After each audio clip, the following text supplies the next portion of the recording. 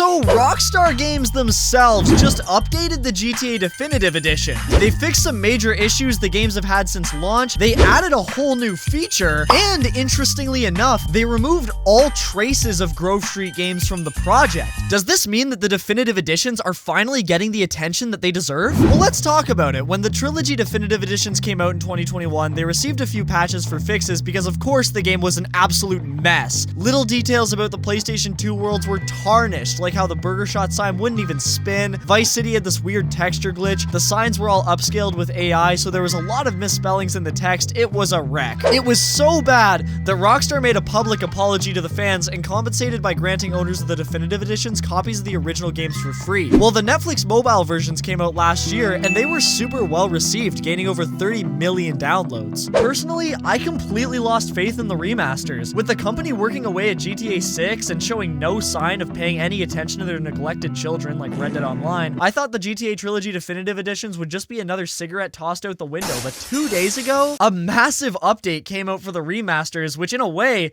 is starting to kind of make them a definitive edition. To kick it all off, let's go over the new features. In the PlayStation 2 Grand Theft Auto games, you weren't able to shoot long-arm weapons while moving. Although it's charming, it's certainly not that fun getting the flow of gameplay cut off whenever you need to shoot an enemy. I find a lot of the fun of Grand Theft Auto is the movement and action part of it. So if you're a new fan going back to the older games, you may find it difficult adapting to the movement since you're basically playing Second Amendment red light, green light. Well, now, Rockstar added a brand new feature to these remasters, and that is that you can now move while firing these weapons. It may seem like a minor improvement, but in reality, it kind of changes everything. Your playstyle is no longer limited to just crouching and getting headshots like you were basically locked into doing before. The definitive editions feel much more modern now and certainly definitive with this change. The new movement is so fun. I've actually gone back to GTA 3 and I'm playing a bit more of it just because it's really entertaining seeing the game in this new light. And speaking of light, the most significant improvement of this update has come in the form of lighting. Each GTA game in the trilogy had a unique feeling because of the way each city felt. Liberty City from Grand Theft Auto 3 was dark,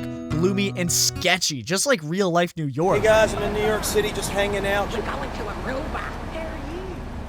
The Definitive Edition really struggled at capturing that feeling. But in this new update, Liberty City is dark and gloomy just like it was in the original games. That's because Rockstar added a classic lighting mode. This was honestly GTA Definitive Edition's biggest issue. None of the games were faithful to the art direction of the originals, and now they accomplish it perfectly. So we get these brand new textures, effects, and quality of life improvements along with the original feel of all three games, which in the end has started to make them feel like a true remaster. And it's not just the lighting that was fixed. The in-game signs are no longer messed up with AI interference. The broken character animations have been completely overhauled, and a big wave of bugs have been patched as well.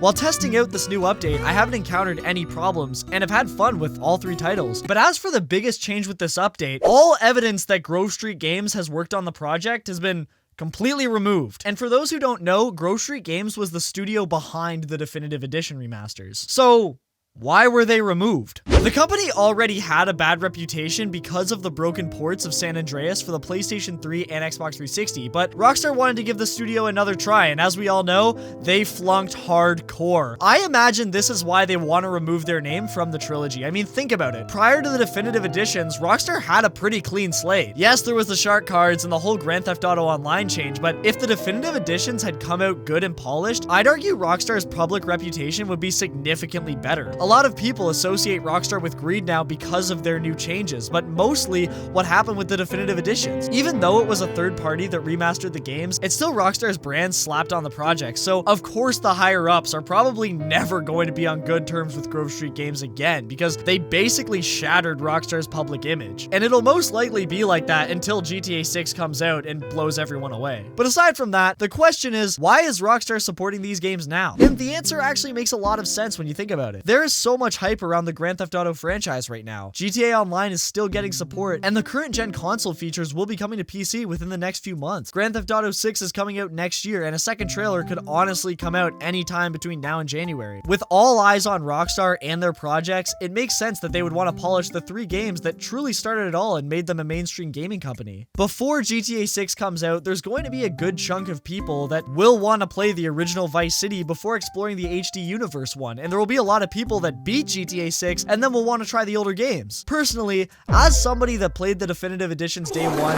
I am super stoked to see that not only are they being supported, but they are being supported officially by Rockstar, meaning that every update from now until they're truly definitive will be a massive improvement. While the two big things this update was the new movement controls and improved lighting, there's also a bunch of other stuff like how they fixed the stupid looking render distance, they fixed the milky looking rain, there were a lot of broken textures in the original versions that you could clip through and they fixed those. I don't know if it's just me, but I find it runs significantly better than it did before too. So in conclusion, these titles are finally being supported again, and in a way that I never saw coming. So if you own the definitive editions, give them a try, because I'm actually having a lot of fun with San Andreas and 3 right now, but if you don't have them, I'd still wait for a sale, but they're definitely worth it at a cheaper price now. Most importantly though, what do you guys think about all this? What's a change that you'd want to see in the definitive editions, and also have you played the new update? What do you think about it? Make sure to leave your answers in the comments below, and I'll check them out as soon as I possibly can. As always, thank you so much for taking time out of your day to watch this video,